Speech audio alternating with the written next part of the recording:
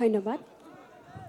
শ্ৰী আছং পোনপ্ৰথমতে ইয়াত উপস্থিত থকা শ্ৰদ্ধাৰ বিচাৰক মণ্ডলী আৰু সমূহ দৰ্শকবৃন্দলৈ মই ৰেন্দুপেন্দু হাছং উৎসৱৰ অশেষ শ্ৰদ্ধা জ্ঞাপন কৰিছোঁ আৰু লগতে ৰাভা হাছং সাহিত্য পৰিষদৰ সমূহ কাৰ্যকৰ্তালৈ মই অশেষ ধন্যবাদ জ্ঞাপন কৰিছোঁ আমাক ইমান ধুনীয়া এখন মঞ্চ আগবঢ়াই দিয়াৰ বাবে য'ত আমি নিজৰ প্ৰতিভাসমূহ বিকশিত কৰিবলৈ সুবিধা পাইছোঁ। এতিয়া আহিছোঁ মোৰ পৰিচয়লৈ। শ্ৰী আছং, মোৰ নাম জয়শ্ৰী ৰায়। মই গোৱালপাৰা জিলাৰ টুকুৰা নিৰ্বাসী। মোৰ অভিৰুচি বুলি ক'বলৈ গ'লে মই নৃত্য চিত্ৰাংকনৰ লগতে সৌন্দৰ্য চৰ্চা কৰি খুবেই ভাল পাওঁ। মই দুধনৈ মহাবিদ্যালয়ৰ স্নাতক মহলাৰ চতুৰ্থ ষাণ্মাসিকৰ এগৰাকী শিক্ষা বিভাগৰ ছাত্ৰী। নেম ৰাছং।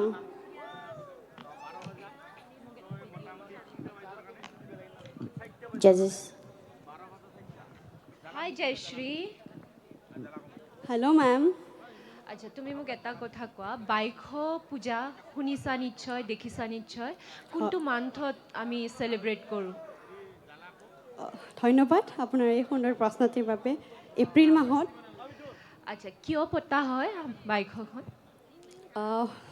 ধন্যবাদ আকৌ আপোনাৰ এই প্ৰশ্নটিৰ বাবে। বাইশ উৎসৱ হৈছে এটি শক্তিৰ উৎসৱ।